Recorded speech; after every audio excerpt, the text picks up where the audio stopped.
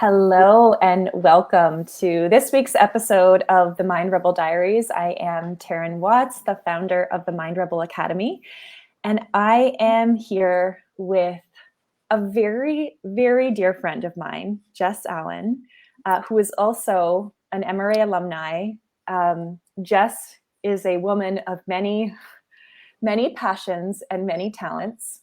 She is both an executive leadership coach and a grief coach. And so, Jess, welcome. Thank you. It's such an honor to be here. Yeah. And today we're going to have a discussion all about moving through grief. So Jess has a heartbreaking story of grief and loss in her life that she has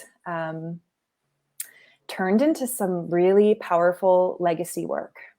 Yes. And so, Jess, I'd just love to leave it to you to just tell us a little bit about your story and what led you here.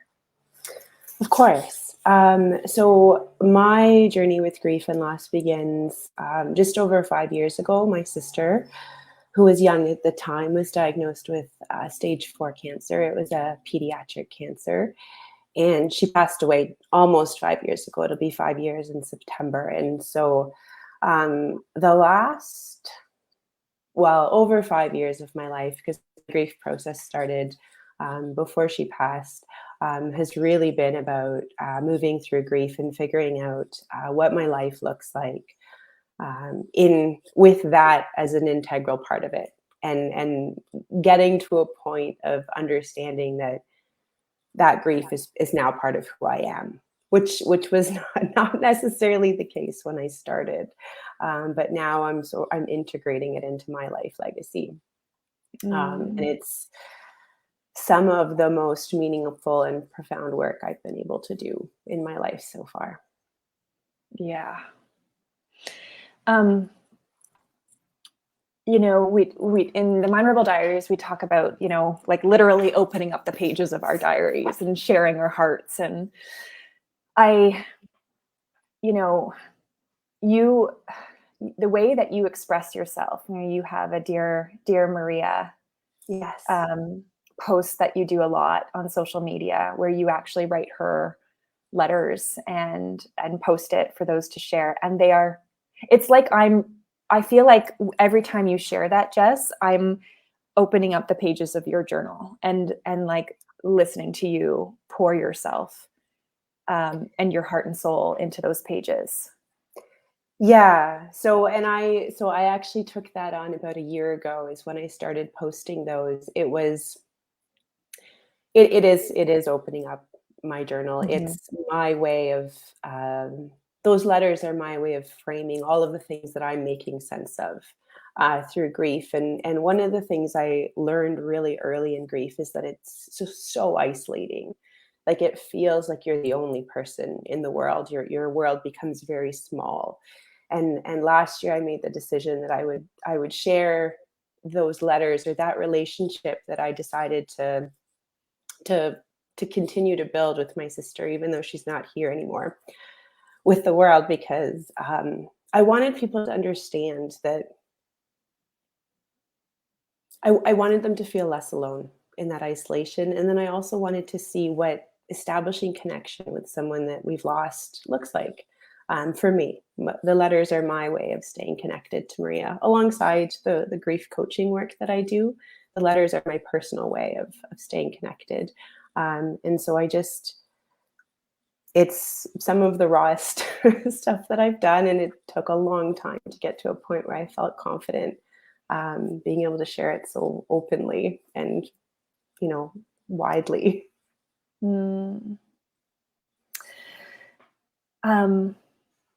There's a couple things I'd love to talk to you about, Jess. One thing that you have, two lines of thought I have, and maybe you can tell me where you want to go first. But one thing that you have taught me is how to, like, what not to say and how to support someone moving through grief. And I think you have a very, very, very important message to share from that lens and from that Yeah. perspective. So that's one piece I'd love to explore with you here. Yep. There's other piece around some of the life lessons and the wisdom Yeah.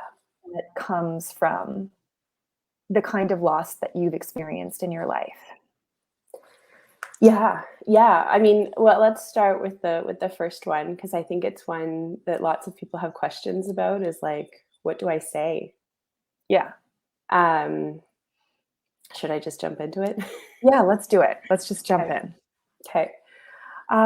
So I think one of the things that happens when, at least this is so in my experience as someone that has been through really intense grief and loss, um, one thing that I noticed, and I don't know how much of it was me projecting onto others and me just reacting to the energy of others, is that my experience felt deeply terrifying to the people around me. Like, I worried that I was scaring them, that my experience was scaring them. That's the feeling that I had. And it drove a lot of that isolation. And so I think there's a tendency when we see people in grief and loss to sort of want to like toss over a platitude to make them feel better, but not get too close. Like, let's Mm, offer them my condolences, my sympathies, my like, like, there's that, and then there's like, let's try to make them feel better. Oh, at least they're not suffering anymore, or they must be in heaven with the creator, God, whatever. There's this like fear of the feeling that the grieving person's feeling, and then there's a desire to wanna to fix the situation. And I think both are like inherently human, in that like fair enough. we don't want to see anyone Mhm. suffer, and we certainly don't like want to get too close to someone else's suffering. Like, we want to protect ourselves. Um, but Mm, both do such an immense disservice to the grieving person, like such a disservice, because it's reminding them that they're alone in that feeling. And we see wow. that. I'm like seriously processing what you just said. Yeah, like, I don't blame people that do that, and the only reason I've been able to reassess my own approach is because I've felt the deep sadness and how alone that can feel, and how much I worried that I was scaring people around me. Um, so when I approach grieving people as a coach, as a friend, as a colleague, as an acquaintance, the first thing that I do is it's not saying something, it's rooting into myself and just being mindful of the presence that I hold from them. So it's actually an energy thing before it is anything outside of myself. So it's really just setting your intention is offering the deepest possible presence for them. And then that, I find, manifests in the right words, like either the right words come out, the right action comes out, or Mhm. if I'm with the person, it's just a feeling of safety for them. Like, Mm, sometimes when I'm with a friend that's grieving, the only thing I do is sit with them in silence, because they don't actually need me to say anything. They just need to know that they're not alone. And so that's like the first thing that I do. Um, the second thing that I recommend is to feel as detached as you can from, like, set your intention at getting the words right, but detach yourself from them needing to land perfectly. And what I mean by that is, we can try our hardest to get the right words, but grief is so unique that really it's like impossible to be certain. And what will matter to the person more than having the right words is a consistent and loving, well-intentioned presence from you. So you might get the words wrong the first time, but if you come back for a second and a third and a fourth and a fifth time with love, like, anything wrong that you said will more than likely be forgiven. And then it takes away the pressure from like having to get it down perfectly. And the reason I recommend that is because it makes the process and what you're offering them about them and not about you. Mm, This isn't about me being the perfect support or offering them the exact thing that's going to fix this, because nothing will fix what they're feeling, like nothing in the short term that you can say.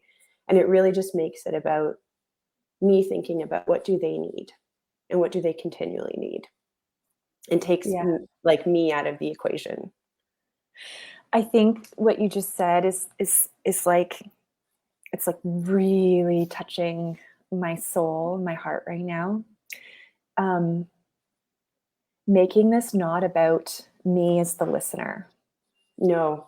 You know, um, Jess, I remember you and I have been friends for a long time, and I remember when Maria was sick. I remember when she Yeah. died. I remember being with you, Yeah. and I remember, you know, I remember how I felt being with you, and how there is an urge, like a human urge, to make it better Yeah. for the other person, and also for me.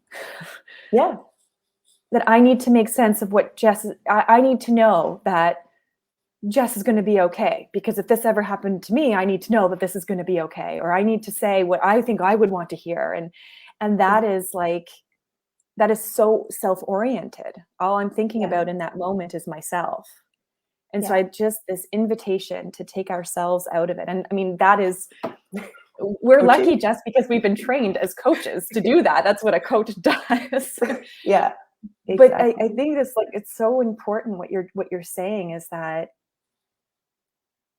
Valley's made a comment. I don't know if you see it here, but Valley says Valley's also a Mind Rebel coach, by the way. Death loss, there is nothing we could do to fix this. Just being there, if we can honestly and authentically handle, is more than enough. Yeah. Holding space, being there, not Yeah. trying to fix, save, heal, No. change a thing, No. and trusting their own grieving process. Yeah. Which is so much easier said than done. So much easier said than done. So much easier. And which is where those, I'll call them platitudes in grief, come from. Tell me what you mean by platitudes in grief. It's just like those things that we toss out. They're the automatics. Mm-hmm. It's like the front of They're the with greeting God card. now. They're Yeah, with they're God with God now. now. At least they're not suffering. Look for the Yeah. silver lining. Um, they're not in pain anymore. They're an angel. God has called his angel back. Those may help, like, not to dismiss those things. Those Right. may help people at certain points in time in their journey, particularly if they're religious or spiritual, Right. and that's how they're processing their pain.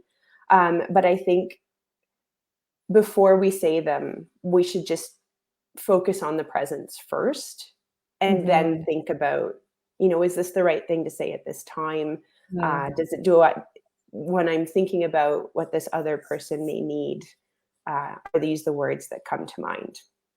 Yeah. And then the final thing that I'll offer that I found so powerful and helpful for myself when I was grieving, and I try my best to offer it to others, is if I'm going to say anything, beyond the, like, I often will offer love, like, I'm sending you and your family love, I'm sending you Mm-hmm. presence, I'm sending you strength. If I offer more, it's always focusing on the impact that the person had in their life, the person that has died. And I do that because it's my way of helping the grieving person understand that the memory continues and they're not solely responsible for the memory of their Mm. loved one. And so it's this idea of sharing the impact that you've seen from the person that has died. Even if you didn't know them, you can offer it through something like, I see the love that you have for this person. That must have been like immensely special. Or sometimes if it's a parent, I'll comment on a specific trait or the way that the person approaches life and say, you know, they've had such a wonderful impact, and I see this in you, and that must be tied to them. You know, like offering them that sense of legacy, so that they're not the only Mm. ones defining it, that they can feel that other people see the legacies of their departed loved ones. I love that invitation, um, because there could be a sense of like, oh, don't talk about the person, don't bring the person Oh, up. I don't want to crack open the emotions and make them feel worse, right? And yeah. so I just love this total reframe of no, no, no. Like, help them see that their person continues to live, like, their memory. And that was one of the most powerful things that people offered to me. I don't know if they ever did it intentionally, but anytime anyone said anything about Marie as a person, it was like, thank you for offering that. Mm.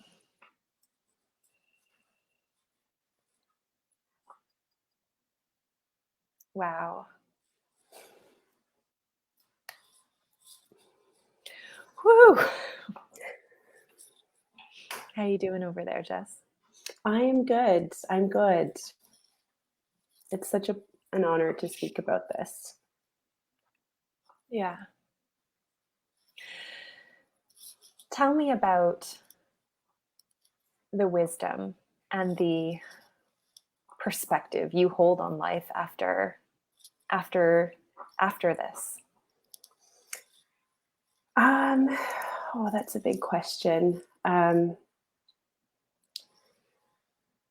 mean, it's been an immense journey. Um, and I think, I mean, I apply so much of grief to everything that I do now. Um, I think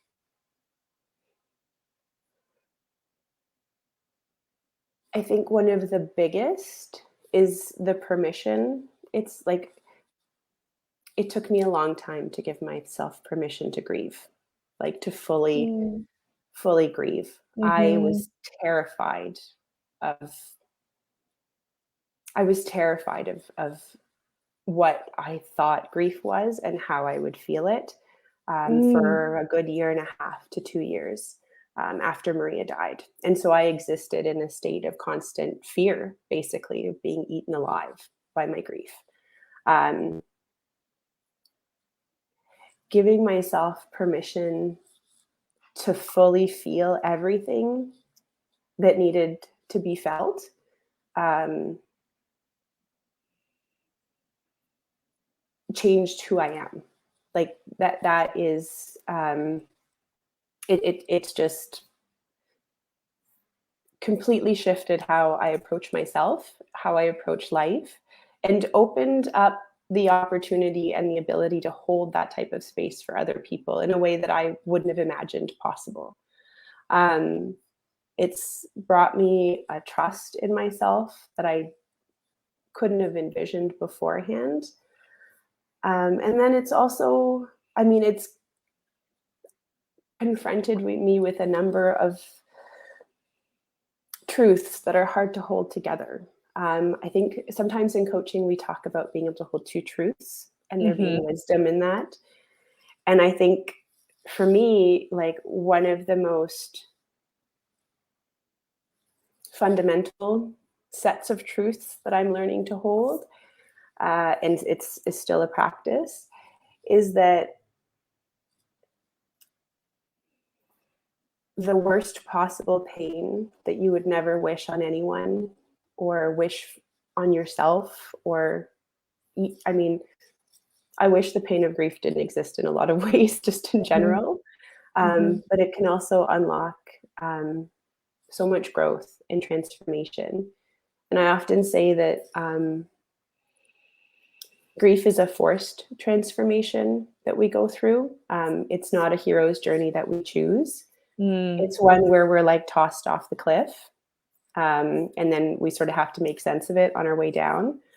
Um, and so, learning to hold two truths that you don't have to go from grief, and that's one of the things that's really hard societally around grief is this expectation that you'll come out better and stronger. Mhm. Um, Accepting that you don't need to do that, that you can just feel everything that you need to feel in its full depth. And then also recognize that that may result in growth Yeah. and giving yourself permission to experience those separately, but recognize that they might happen together. I don't know if that makes any sense. Yeah. It's like, Yeah. So that's what I've like. That's where I sit with grief in terms of like what losing Maria has done. Um, it's like switched up my sensitivity on the delicateness of life by like a million Mhm. degrees. The delicacy of life. Yeah. How does that impact the way you live and the way you make choices? Um,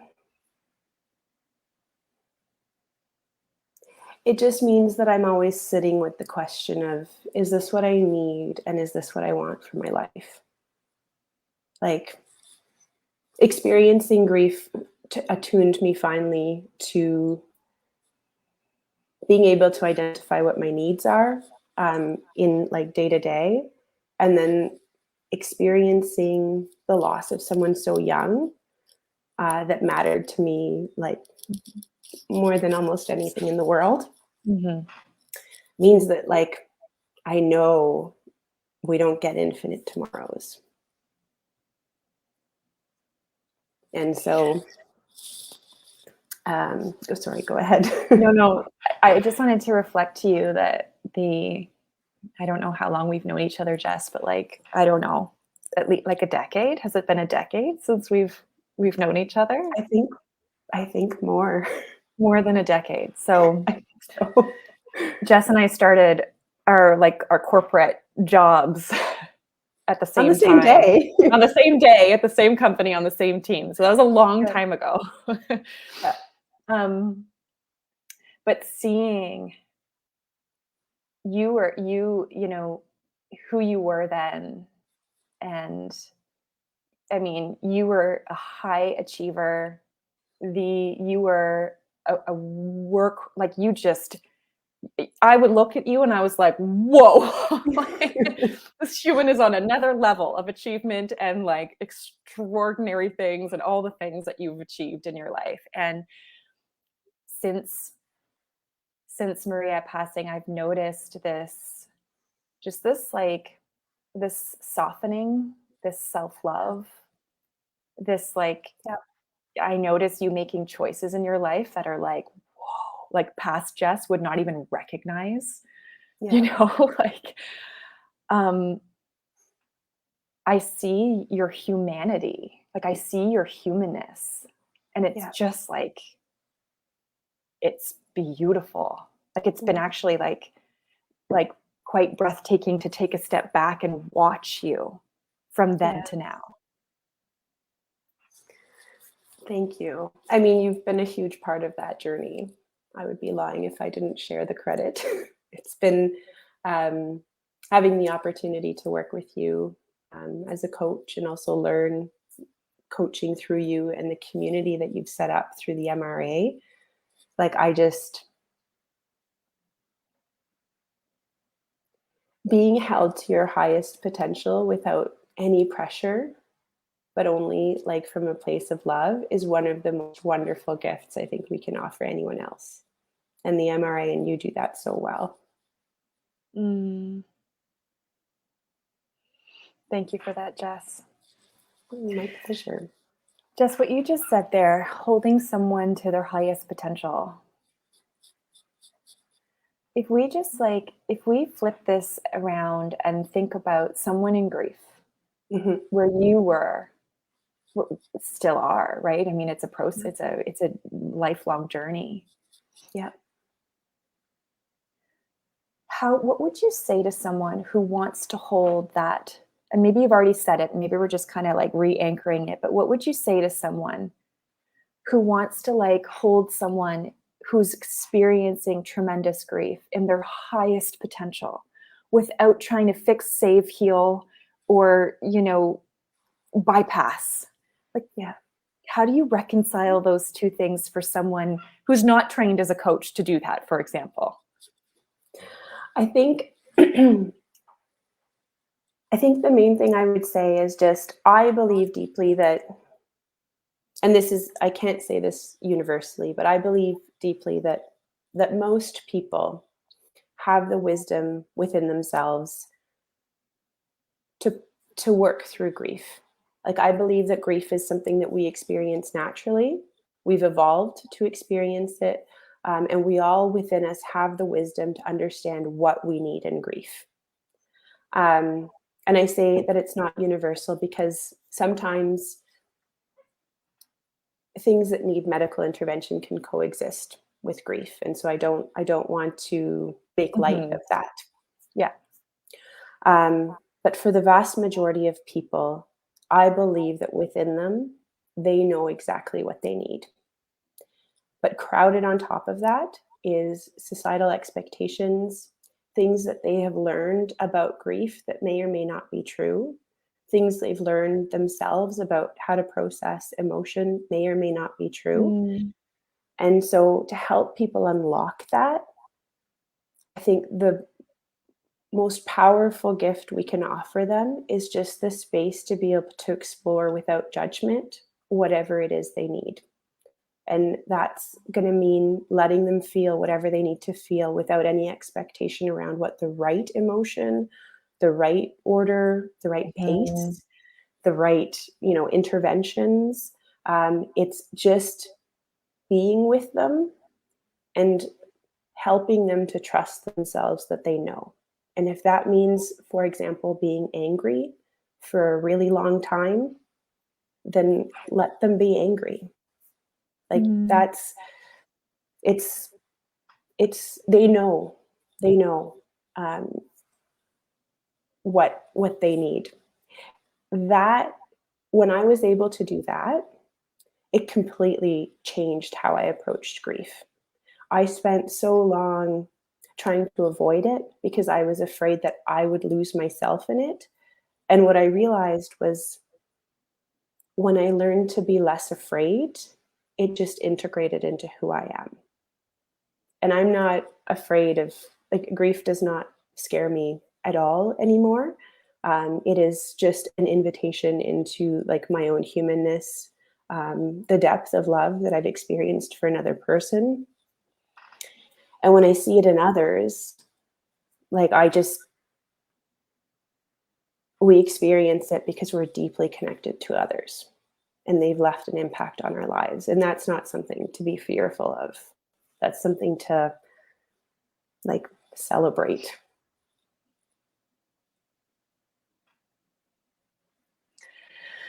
Jess, I'm so moved by you right now. I just almost have no words. What you just said about, I no longer fear grief. I don't know, that's really, really hitting me.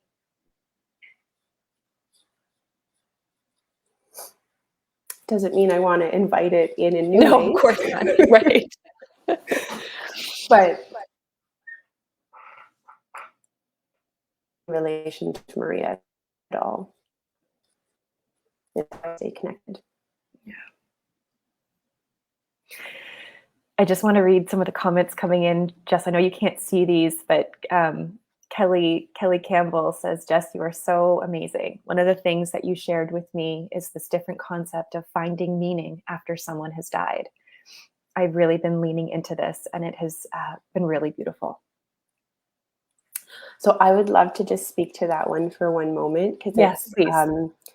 it's one of the ones where there's, like, this misconception, in my view, that we need to find meaning in their death. And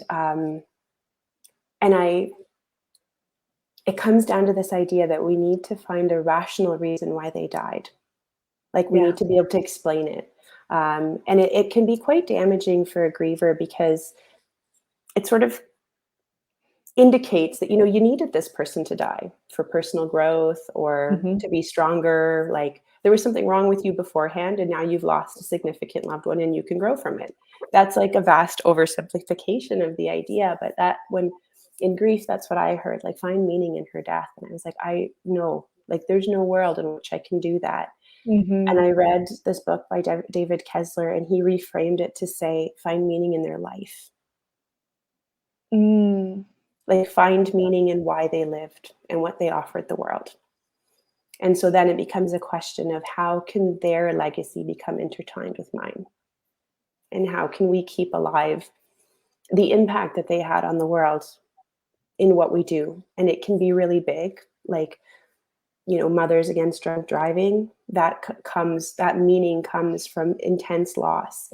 It can also be super small, like celebrating their birthday with your family. Jess, can you say that line one more time? Intertwining, I want to make sure I got it right. Intertwining their legacy with yours. Yeah, it's intertwining the legacy that their life is intended to have with your own. Do you mind sharing how you've done that? Yeah. So a big one is the Dear Maria letters. That's sort of intertwining, or it's sharing our relationship. It's sharing the depths of what I've learned in Maria's life and in her death with the world. On a bigger scale, it's the work that I do as a grief coach.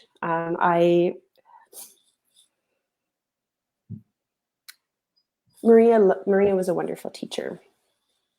She taught kids, and it was what she was most passionate about. And I know that, like, that was her legacy. And I'll never be a teacher of sixth graders. I've accepted that about myself. There's no career change. But I thought about, you know, what would she want the memory of her life to be? And her biggest fear in her passing was that we would suffer. And as her big sister, I go, like, of course we're going to suffer. Like, you're not here. But that was her biggest fear. And so I realized that if I can sit with people in the depths of the pain that they're experiencing, knowing what I know and having experienced what I experienced about grief, then that is the most powerful thing that I can do to honor her memory and all of the pain that she had to experience. And so becoming a grief coach is really, it's honoring the passion with which she lived life. It's honoring how much pain she had to experience in her final year, all of the dreams that she had to sacrifice. And it's and coaching is what I'm good at. So I'm just bringing pieces of me and existing in service of her memory.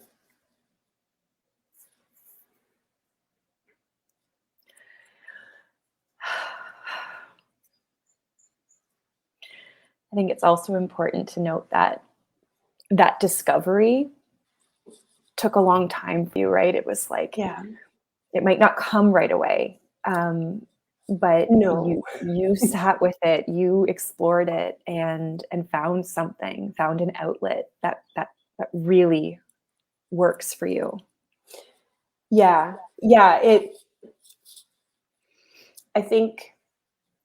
I think there's like a desire. We want to move quickly. We do.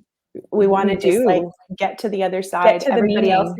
Yeah. Everybody else wants us to get us there. Yeah. You know, like, how can we get you to seeing the bright side? But it's really messy, and it can be long. And seeing those outlets or seeing that legacy, like, we have to process all of the loss first. And it can be so multi-layered. Like, I didn't just lose my sister at 26. That was losing a part of my past. She was, you know, they're the people we share memories with. It's losing everything she was supposed to be. It was losing my sense of safety in the world because I had just watched somebody that was supposed to be, the epitome of youth, experiencing something horrific. And so the grief we try to make it just the one thing, but it's so complex. We've talked a little bit about transformation today. In the grief space, we often see grievers talk about, I have to grieve who I was because I'm now a new person. And I have to grieve that loss alongside the loss of my loved one. It's grief of loss of innocence. Like, the world isn't naive and innocent anymore. You see how bad it can be. It can be the loss of time. Like, time starts to feel dangerous because you don't know how much you have. And so there's all of these losses that exist on different planes in association with watching a loved one die. And we have to process all of it. And that can take a lot of time, and it can involve a lot of different emotions and needs and strong boundaries. And it just brings up so much, I guess, inner work to do. Jess, I just want to thank you so much for your incredible courage and bravery and just strength in just even sharing all of this with us. It's my pleasure. I know you've got some things going on in your grief coaching world that I would love for you to share. Yeah. So I am launching next week a grief journal series. So over 9 weeks, I'm going to be sharing 9 questions that take people through sort of an introspective journey on grief. I'm going to be opening up the pages myself. I'll be answering every one of the questions very openly. It's probably the most open I've ever been in terms of my grief journey. And I just want to offer people just a little glimpse into what's possible with grief coaching. And I'm going to be in each post. The main question may be related to grief and loss associated with death of a loved one. But in every post, I'm going to be sharing a reframe. So what does that look like when we're grieving non-death loss? And we do that all the time, especially over the last 2 years. It's bubbled to the surface. I see grief and loss everywhere. So we've all experienced the loss of normalcy in COVID. Mm-hmm. We've seen the loss of safety with war. We've seen the losses associated with racism and inequity. Grief can follow all of those things. Like, we mourn the loss of all of that. And so in the Grief Journal series, I'm going to be offering similar questions so that people can see what they would look like, both grief after death, but also just grief after other types of loss. I'm going to put a link to that in the top of this video so that people can join you in that. But before I let you go, there's a really great question from Valley that I want to bring up here. So Valley is a current student of the MRA, and Valley has been exploring a potential niche of end-of-life coaching. And so her question is, what would have been helpful for you and your sister while she was passing? That is an amazing question. Valley, I would love to talk about that. I already told Valley that I'm connecting you two, so. I'll say this isn't a direct answer, but one of the things that I realized in that process was I had no idea. I still don't know I think it will take me many years to still process this, but I had no idea how to be the sister of someone that was dying. Like, that's not, we don't learn that. There's no Right. manual for that. There's no, I suspect, like grief, there's an inner wisdom, but I was not tapped into that. I probably wouldn't have known how to tap into that at that time. With a coach, maybe it wouldn't have even occurred to me that that would have been something that was available. But I Mm-hmm. think it's that idea of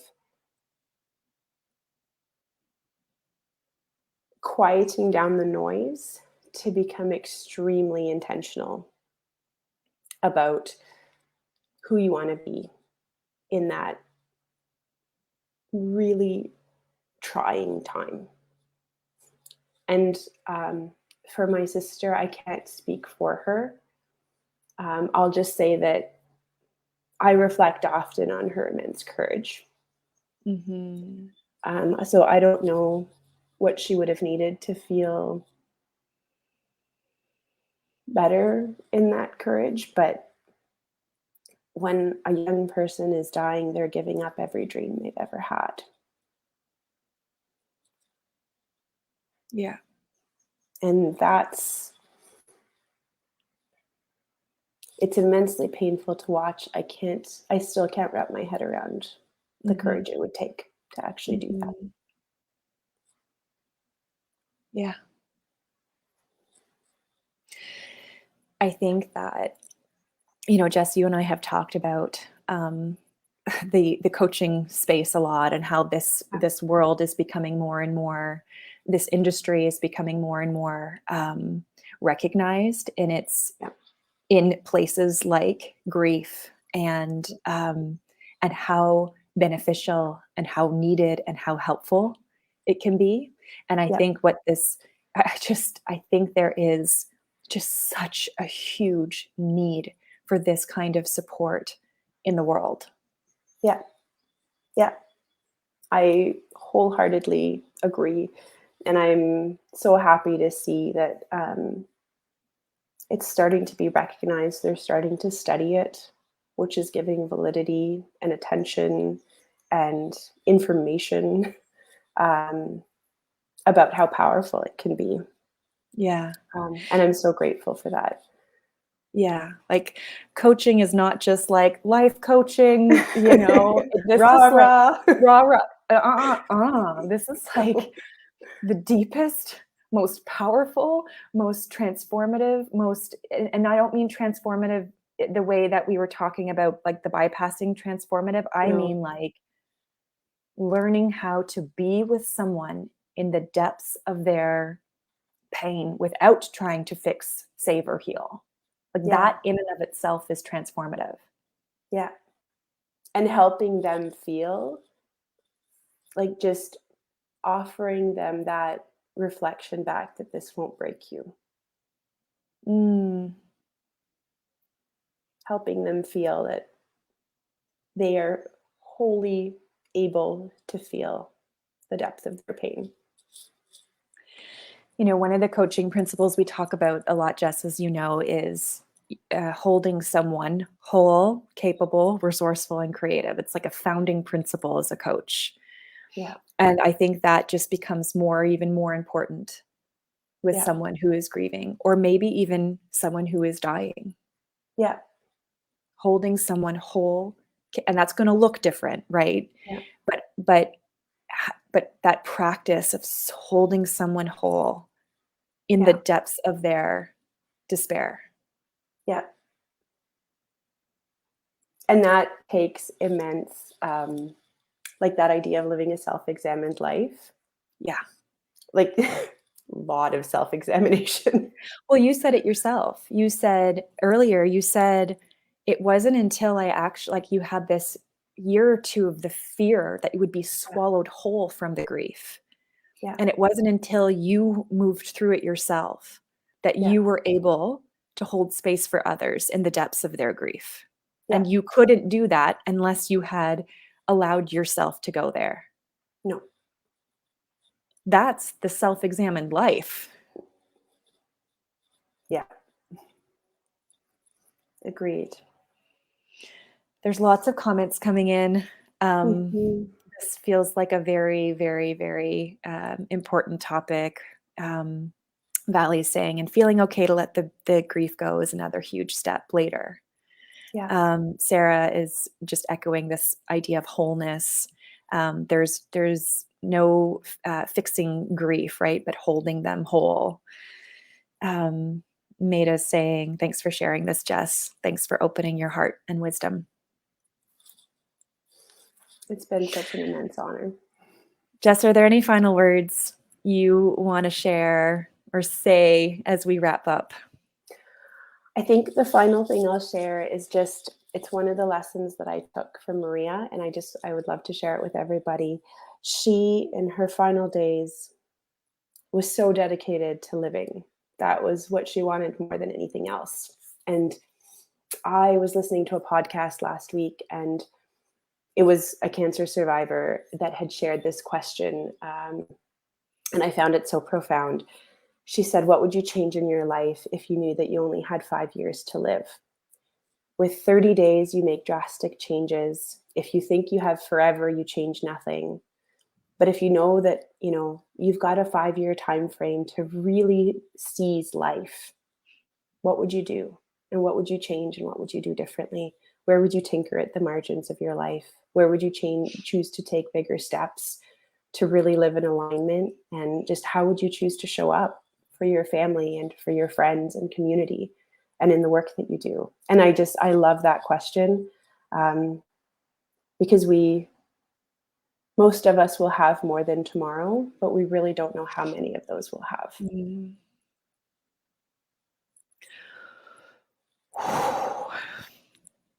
Thank you for inviting us into that very powerful inquiry. And I know I will be reflecting on that. I will be reflecting on this conversation for the rest of my day and probably beyond, Jess.